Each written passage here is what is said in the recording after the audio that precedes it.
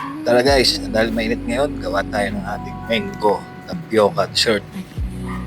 Ito, simulan natin sa ating sago. Pakulan lang po natin yan. Pag nag-translucent na po, set aside at palamigin. At ilagay natin at ihalo mamaya. Then, sunod natin ang ating gulaman. Pakulan lang din po. At iset sa ating lagayan. At pag lumamig na, at ating pong hiwa-hiwain ng maliliit. Then, mag-prepare na po tayo ng ating mga mangga. Hiwain lang po natin. At lagyan po natin ng cut ang bawat pisngi.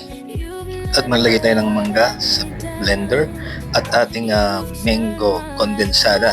Yan, para mas masarap po at maging creamy ang ating gagawing tapioca. At i-mix na po natin ang ating condensada at ang ating evaporated milk.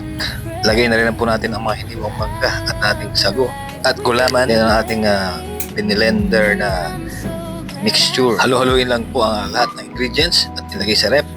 At pag lumamig na, serve na po natin ang ating mango tapioca dessert.